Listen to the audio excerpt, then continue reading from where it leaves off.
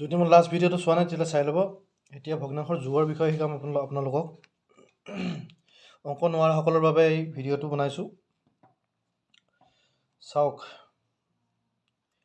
3 ভাগৰ 2 ভাগ আৰু 9 ভাগৰ 8 ভাগক আমি যোগ কৰিব লাগে। কেনেকৈ কৰিব? হয় আপুনি বস্তুটো 3 ভাগ কৰি ল'ব লাগিব, হয় 9 ভাগ কৰি ল'ব লাগিব। গতিকে এইটোকো আমি যদি 9 ভাগ কৰি লওঁ তেতিয়াহ'লে আমি অতি সহজত বস্তুটো উলিয়াই ল'ব পাৰিম। গতিকে চাওক, যদি তেনেকুৱা কৰিবৰ কাৰণে আমি যে কৈছিলোঁ, মই যে আগতে শিকাইছিলোঁ লসাগু গসাগুৰ দৰকাৰ কিহৰ কাৰণে? এইবোৰ কাৰণতে দৰকাৰ। গতিকে 3 আৰু 9, 3 1 3 ওকে 9। তলত আমি 9 পাতি ল'ম। 3 3 কিমান বাৰ যাব? 3 9 কিমান বাৰ যাব? 3 বাৰ। 3 2 6 হ'ব। 3 2 6 হ'ব আৰু 1 বাৰ আৰু 8 9। ওপৰত হ'ব 15, তলত হ'ব 9। বুজিছে? গতিকে কিহেৰে কাটিব পাৰি? 3ৰে কাটিব পাৰি। 3 বাৰ যাব আৰু 5। 5/3 হ'ব। এইটোক আমি এনেকৈও কৰিব পাৰোঁ। 1 হ'ব, 2 হ'ব আৰু 3 হ'ব। অতি সহজ। এনেকৈ কৰিব। নেক্সট আছে বিয়োগ। 7/8 - 2/4। ঠিক তেনেকুৱাই এনেকুৱা আকৃতি এটা যদি 8 ভাগৰ 7 ভাগ থাকে, তাৰ পৰা যদি আৰু এটা বেলেগ আকৃতি থাকে, তাকে 4 ভাগৰ পৰা তাতে 4 ভাগত 2 ভাগ যদি আমি বিয়োগ কৰি দিব লাগে বা কাটি নিব লাগে, তেনেকৈ কেনেকৈ কৰিব? সেইটোৱে আৰু। ইয়াৰে কি হয়? অতি সহজতে এইটো 8 4 32 কৰি দিয়ক। অতি সহজত 8ৰে 4 বাৰ যাব, 4 7 28 আৰু -4। 4ৰ পৰা 32ক হৰণ কৰিলে কি হ'ব? 4ৰে 32ক হৰণ কৰিলে কি হ'ব? 8 বাৰ, 8 2 16, 12 আৰু 32। 2ৰে আমি কাটি দিব পাৰোঁ। 2 6 12, 2 16, 2ৰে 3, 2ৰে 8, 3/8 হ'ব এনচাৰ। ঠিক তেনেকৈ পূৰণ কৰিলে ডাইৰেক্ট পূৰণে আৰু। ওপৰে ওপৰে পূৰণ, তলে তলে পূৰণ। 8 15। এইখিনি হয়তো সহজ লাগি আছে, ইয়াৰ পিছত লাহে লাহে টান আহিব। এইখিনি মানে আগতে আপোনালোকক অকণমান হেৰিৰ কাৰণে মানে অকণমান জ্ঞান হওক তাৰ কাৰণে কৈছোঁ। হৰণ হ'লেও সহজ। এইটোৱে যদি এইটোক হৰণ কৰিব, তেতিয়া আমি ডাইৰেক্ট পূৰণ কৰি দিওঁ। পূৰণ কৰি কিনে এইটোক ওলোটাই ইয়ালৈ লৈ যাওঁ। 4/1। 2ৰে 2 কাটি যাব। ইয়াৰ এনচাৰ হ'ব 2। এনেকৈ অতি সহজত আপোনালোকে কৰিব পাৰিব। চিলেবাছত আছে ভগ্নাংশৰ যোগ বিয়োগ পূৰণ হৰণ। গতিকে চাওক, যোগ বিয়োগ পূৰণ হৰণৰ কাৰণে আপোনালোকে হয়তো শিকিছে। যিসকল অকণমান দুৰ্বল তেওঁলোকে এটা কথা মনত ৰাখি লওক, এইখিনি কাম একদম মনত ৰাখিব আগতে, বদমাছ ৰুলটো। নিশ্চয় আপোনালোকে হয়তো জানে। যিসকল অতি বা দুৰ্বল মেথছত, তেওঁলোকৰ হয়তো অকণমান মানে হয়তো মনত নাই। পোনপ্ৰথমে ব্ৰেকেটৰ কাম কৰি ল'ব লাগে। যিকোনো প্লাছ মাইনাছ ইনটু যি পালেও বা ডিভিজন, তেনেকুৱা ক্ষেত্ৰত আপোনালোকে প্ৰথমতে ব্ৰেকেটৰ কাম কৰি ল'ব। তাৰপিছত অৰ্ডাৰ, যেনেকুৱা অৰ্ডাৰ মানে কি হয়? 2 কিউব, 2 স্কুৱেৰ বা স্কুৱেৰ ৰুট, এইবোৰ থাকিলে তাৰ কাম নেক্সট কৰিব লাগে। তাৰপিছত কৰিব লাগে হৰণৰ কাম, তাৰপিছত পূৰণ, তাৰপিছত যোগ, তাৰপিছত বিয়োগ। এইখিনি বঢ়িয়াকৈ মনত ৰাখি ল'ব। বদমাছ ৰুল হয়। বদমাছ কৈয়ে থাকোঁ ন সদায়। এই বদমাছ ৰুলটো আৰু আপোনালোকে মনত ৰাখি ল'ব দেই। গতিকে এইটো এতিয়া যদি কৰিব লাগে, এইটো গোটেই সহজ হয়। এনেকুৱাই আহিব, কিন্তু ক্ৰিটিকেল আহিব। আপোনালোকে নিশ্চয় পাৰিব। এইখিনি খালি মনত ৰাখিব, বদমাছ ৰুলটো। যেতিয়া এইটোৰ লগত এইটো ইনটু আছে আৰু এইটো হৰণ হ'ব লাগিছিলে।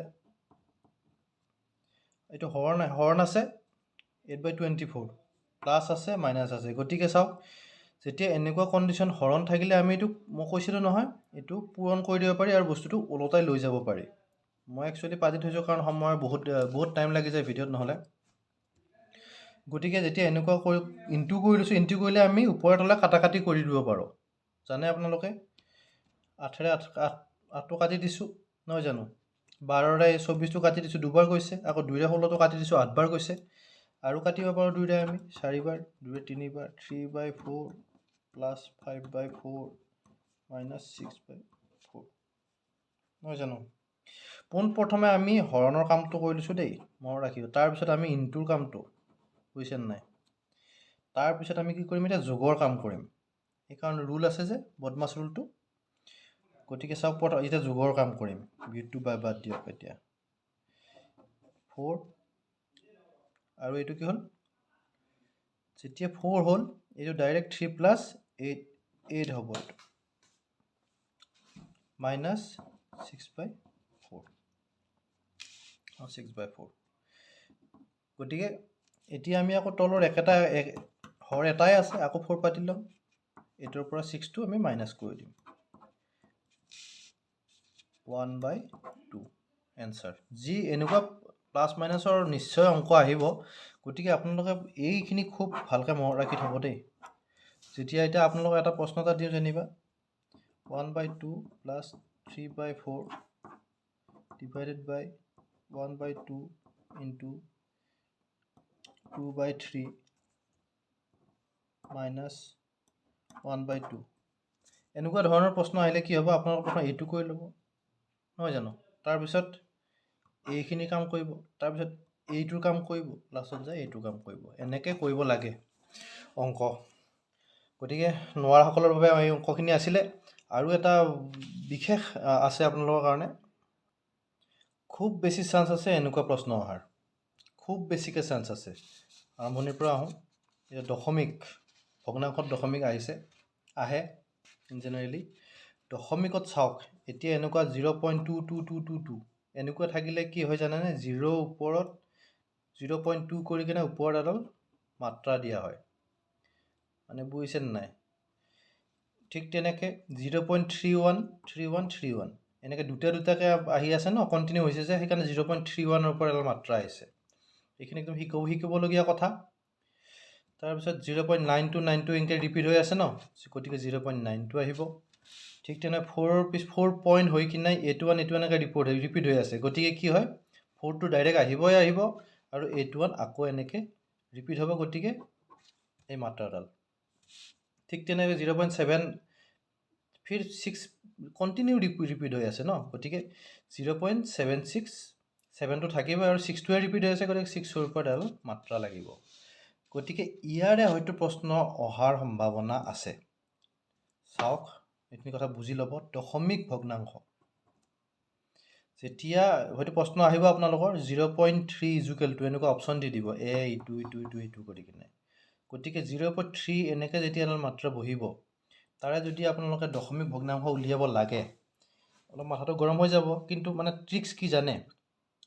যেতিয়া এনেকৈ আপোনালোকে পায় 0.3ৰ ওপৰত হেৰি কৰিলে এটা মাত্ৰা আহিছে, গতিকে ডাইৰেক্ট আপোনালোকে 3টো বহুৱাই দিব, নহয় জানো? তাৰ তলত 9 এনেকৈ লগাই দিব, বুজিছে?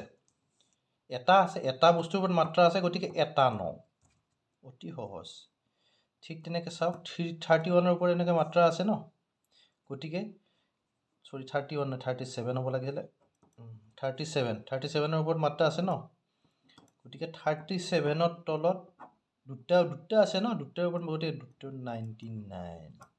ঠিক তেনেকৈ 373 999, এইটো চাওক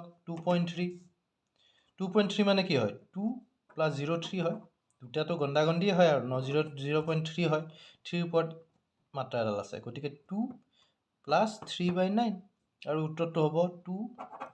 এইটো মিশ্ৰ ভগ্নাংশ হয়। এনেকুৱা প্ৰশ্ন অহাৰ সম্ভাৱনা আছে। আপোনালোকে ভগ্নাংশবোৰ অতি সহজত পাৰিব, বদমাছ ৰুলটো শিকি ল'ব, আৰু এইখিনি কথা অকণমান আপোনালোকে বুজি ল'ব। টেটৰ কাৰণে ইমানখিনি লেভেলৰে হয়তো প্ৰশ্ন অহাৰ মানে পূৰা হেৰি আছে, সম্ভাৱনা আছে।